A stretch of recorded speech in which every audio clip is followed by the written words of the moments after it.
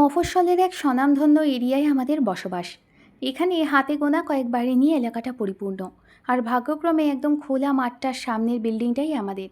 ছোট থেকে সমবয়সী সবাই সেই মাঠে খেলেই বড় হয়েছি। আরও একটা প্রধান আকর্ষণ ছিল সেই মাঠে, তা হলো সেতু মামা। বারান্দা হয়ে রোজ বিকেলে তাকিয়ে থাকতাম সেই একজনের ক্রিকেট খেলা দেখার জন্যই।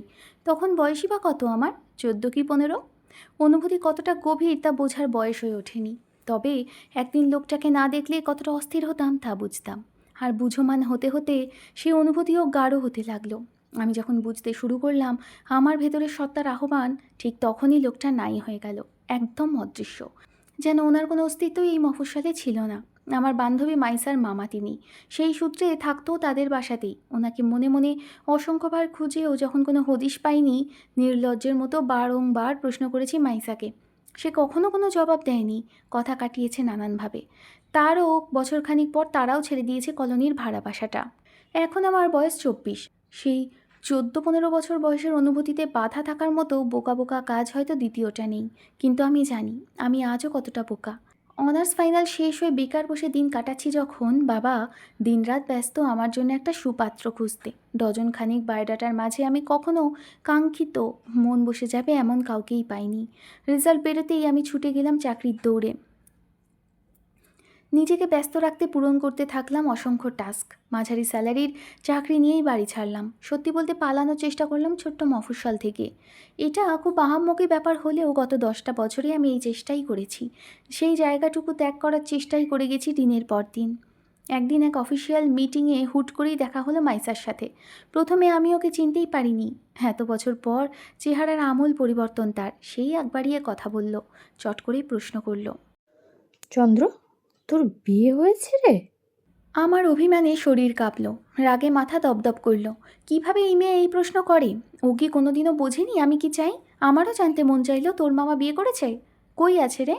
কিন্তু এখন তো আর সেই কিশোরী নেই যে মন চাইলেই মনের মাঝের চলা আবোল তাবোল প্রশ্ন মুখ ফুটে বলে ফেলবো। আমার কাছে কোনো প্রকার উত্তর না পেয়ে মাইশা আবার বলল, তুই তো অনেক চেয়েছি ভাই, আগের মতো চটপটে নেই, চেহারা আরও পলিশড, বিয়ে বিয়ে গন্ধ পাচ্ছি মনে হচ্ছে। আমি কোনো উত্তরই দিলাম না, উল্টে করলাম এক আপত্তিকর প্রশ্ন। ফট করে বললাম, তোর মামা জেল ছুটে বেরিয়েছেন? মেয়েটার হাসি হাসি মুখটা ধপ করে নিভে গেল। কথাটা কতটা অনুচিত ছিল উপলব্ধি করেই লজ্জায় পড়ে গেলাম। আরও মাসখানেক পর হুট করে একদিন এক শপিং মলে একজন মানুষকে দেখে আমি থমকে দাঁড়ালাম।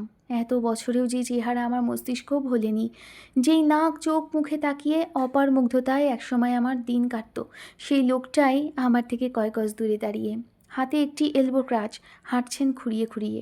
কি জানি আমার কি হলো, এগিয়ে গেলাম এক মনে, দাঁড়ালাম পাশাপাশি। কিছু বলতে গিয়ে দেখলাম গলা থেকে কোনো স্বরই বের হচ্ছে না।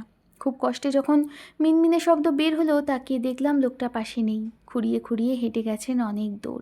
আমি স্থির থাকলাম ওই একই জায়গাতেই। কান্নারা দলা পাকিয়ে আসতে চাইল, 2-1 ফোঁটা পড়লও হয়তো।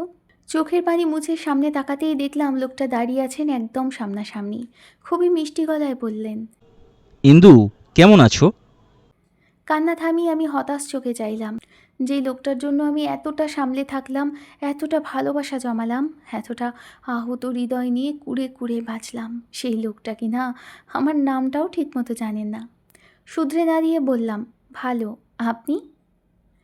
লোকটা ঠোঁট চেপে হাসলেন। হাসিটা এক পলক দেখে আমার মনে হলো দমটা ফুরিয়ে আসবে।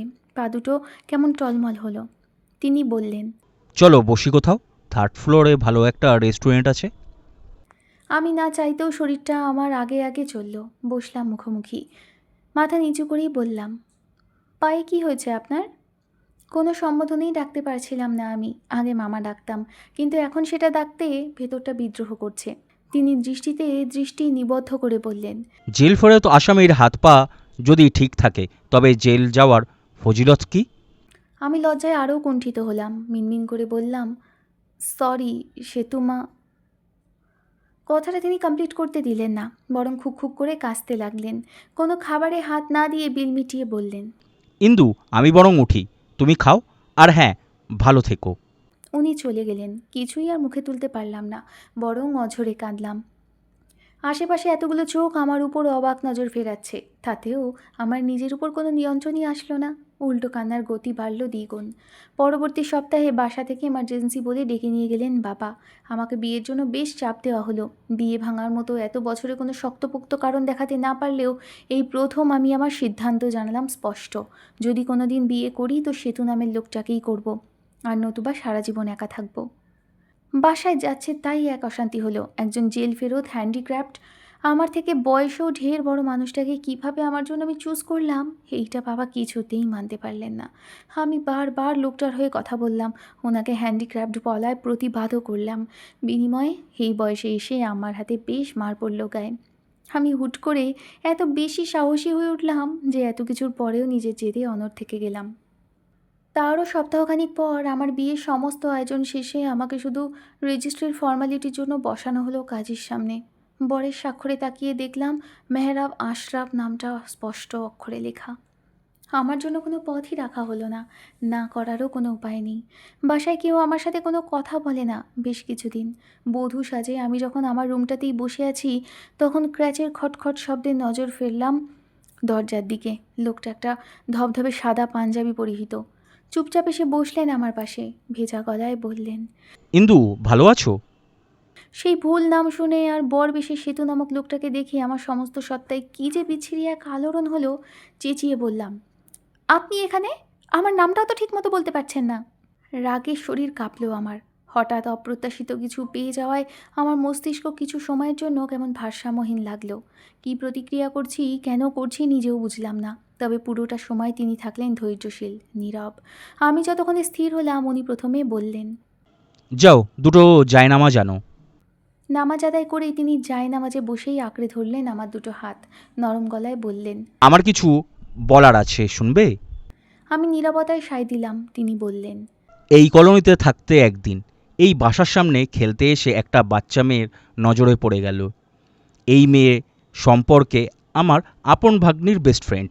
সেই চক্ষু লজ্জায় নিজেকে গুটিয়ে নিতে চাইলাম সেই অসম্ভব চাওয়াটা থেকে, কিন্তু মেয়েটা দিন দিন এতটাই দীপ্তময় হচ্ছিল যে একসময় না চাইতেও ওকে মন দিয়ে বসলাম।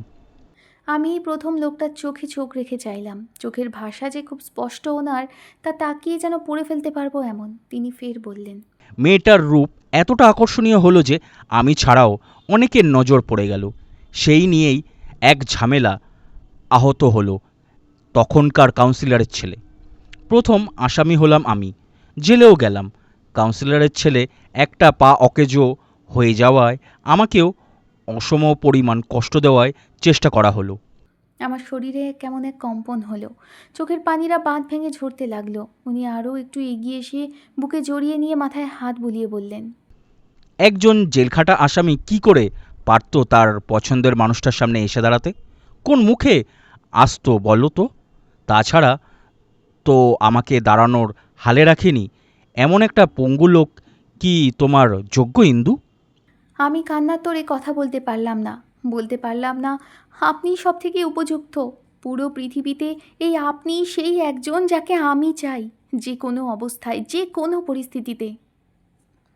সে তো আমার কপালে চুমু এঁকে বললেন, আমি যদি ক্ষুণাক্ষরেও জানতাম তুমি আমাকে ফিল করো, এত বছর নষ্ট করতাম না, ইন্দু। আমি কান্না থামিয়ে প্রতিবাদ করে ভাঙা কণ্ঠে বললাম, আমার নাম ইন্দু নয়, চন্দ্র, চন্দ্র হাসান আমার নাম। সেতু হাসলেন। মুগ্ধকর সেই হাসি মুখে ফুটিয়ে রেখেই বললেন, বাংলা ব্যাকরণ ঠিকমতো পড়নি না? চন্দ্রের সমর্থক শব্দ কি কি?